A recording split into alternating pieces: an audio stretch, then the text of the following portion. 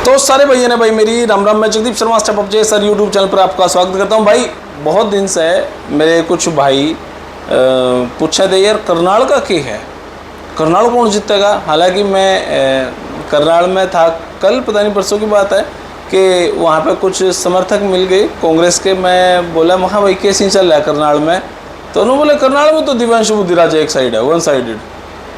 हाँ बोला अच्छा, यहाँ पे भी खट्टर साहब हार्स का है। बड़ी हास्यास्पद बात है। खैर आज विचार करांगे कि भी खट्टर साहब की स्थिति कैसी है वहाँ पे। और सारा ही देश नु का यार वह तो सबसे सेफेस्ट सीट है, और फिर भी उनका वहाँ पर तो एक तरफा है।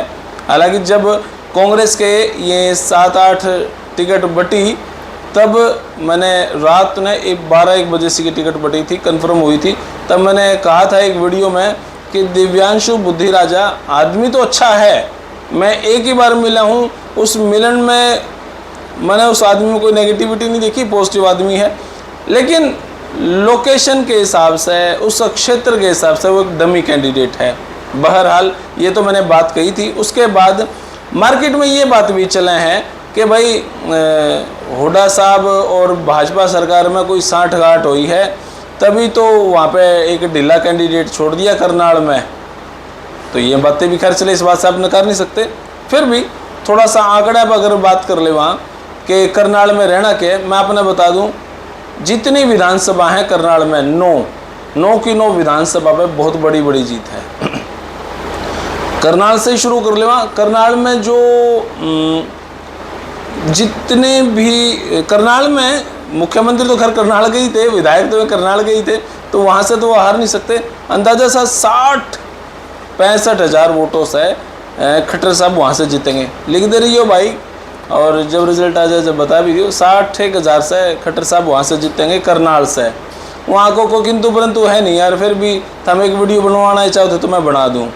उसके बाद करनाल के बाद एक विधानसभा है करनाल के पीछे पड़ा हुआ इंद्री में भाई मेरे मित्र हैं सुरेंद्र उड़ाना जी, और वहाँ पर खैर विधायक कश्यप साहब हैं। तो वहाँ का जो हिसाब किताब है ना, एक तरफा है, कोई किंतु परंतु नहीं है। 35-40 हज़ार से वहाँ पे जीत रहे हैं, क्योंकि सुरेंद्र उड़ाना का मैंने कार्यक्रम देख रखा है, उसका नेचर भी देख रखा है। कुरुक्षेत्र में वो NH1 जो रेस्टोरेंट है वो सुरेंद्र उड़ाना का ही है। और भाई सुरेंद्र उड़ाना जहाँ तक मेरी समझ है वो प्रजापति समाज से ही आवा है, लेकिन दबंग आदमी है, एंडी आदमी है और खुले दिल का आदमी है भाई। और उसने बहुत ज़्यादा मेहनत कर रखी है, यूथ पे बहुत ज़्यादा मेहनत कर रखी है।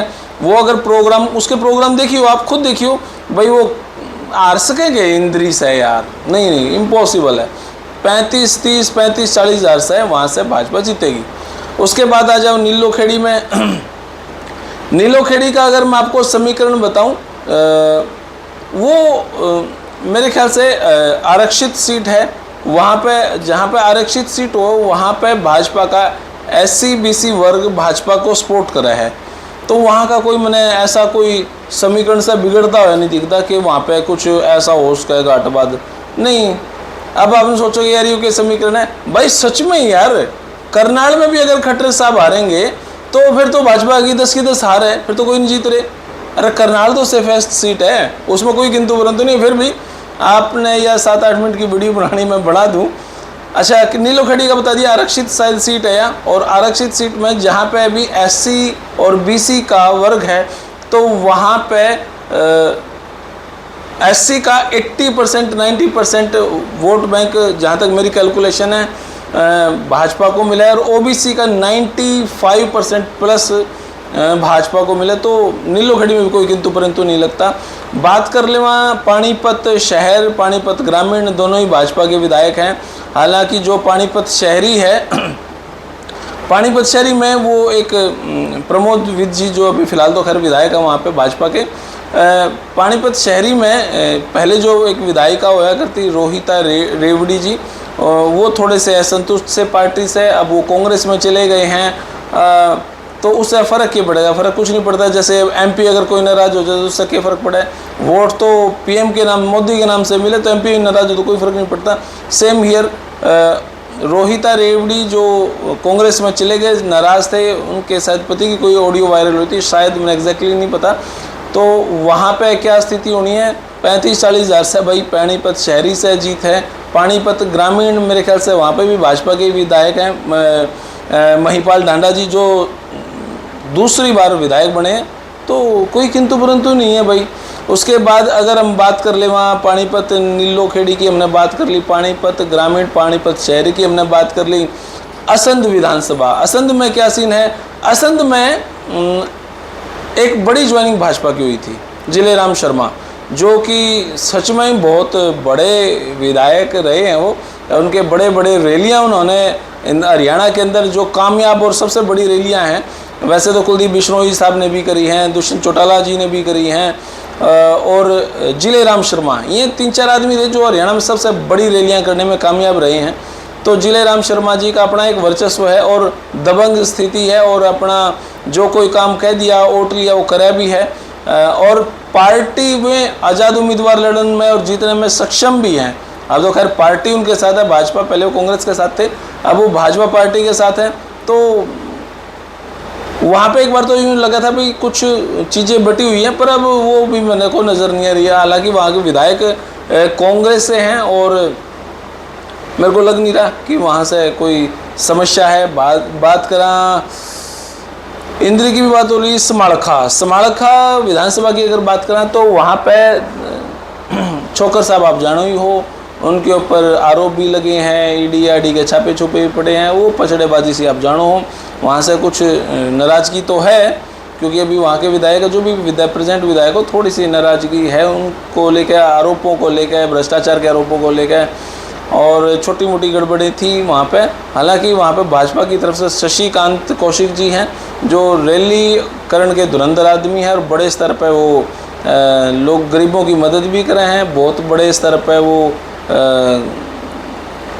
लोगों में कुछ ना कुछ गिफ्ट विफ्ट देते भी रहे हैं, समाज की सेवा भी वो कर रहे हैं। फिलहाल तो मेरी एक दिन बात भी हुई थी शशिकांत जी से, मैं बोला जी इलेक्शन कैसा चला है, यूँ बोले ना भाई बाबा वर्ग का काम है, आप तो सेवा पे लग रहे हैं, पार्टी से अगर टिकट देगी तो लड़ाएंगे नहीं, बाबा वर्ग की सेवा चल रही है भाई, किसी ने 2 चीज़ की जरूरत हो तो उनकी पूरी करता है। तो वो एक न्यूट्रल से बाबा टाइप हो रहे हैं भाई शशिकांत कौशिक जी, उनका वर्चस्व बहुत बड़ा है।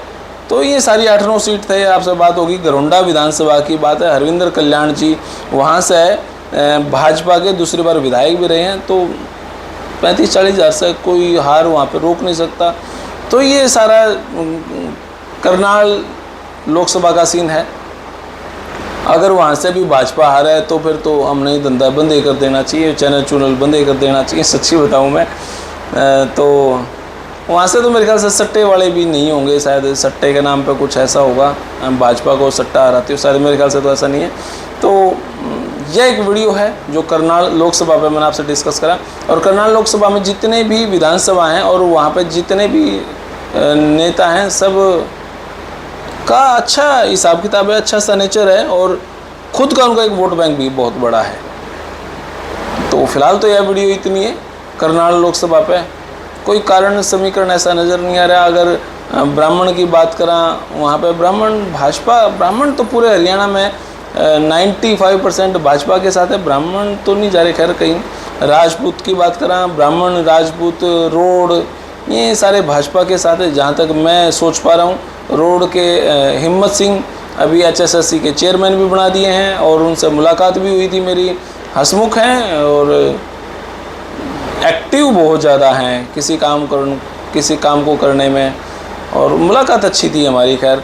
और दलित समाज भाजपा के साथ है, OBC समाज भाजपा के साथ है, SC का 80% भाजपा के साथ है। अगर हम बात करें पंजाबी तो खैर खुद हैं ही। तो हालांकि वो खैर मैं आपको एक बात बताऊं, सच मैंने जो लगी, मुख्यमंत्री साहब अपने नाम के आगे खट्टर लगाना कम पसंद करें, मनोहर लाल जी कहलवाना ज़्यादा पसंद करें। वो इस टाइप के कास्टिज्म से थोड़ा सा बचे हैं, और आपने भी अगर नोट करी हो तो बताइए भाई कमेंट बॉक्स में। और खैर ये तो बात कहूँ है कि भाजपा और कांग्रेस की सेटिंग्स है, कांग्रेस ने वहाँ पर डमी कैंडिडेट खड़ा करा, और ये तो मैंने एक वीडियो में भी कहा था। अब बाकी आप अपनी राय कमेंट बॉक्स में जरूर दें। और देखो यार, पिछली बार करनाल लोकसभा से इंडिया की दूसरे नंबर की सबसे बिगेस्ट वोट से जीतने वाली लोकसभा सीट थी, अब कौन हरा देगा, मतलब घमंड नहीं, वहाँ पे कुछ ऐसा है ही नहीं यार, नेगेटिविटी नहीं है। फिलहाल ये वीडियो इतनी, आपने किसी लगी कमेंट बॉक्स में अपनी राय जरूर दें। तब तक के लिए धन्यवाद। जय हिंद, भारत माता की जय हो।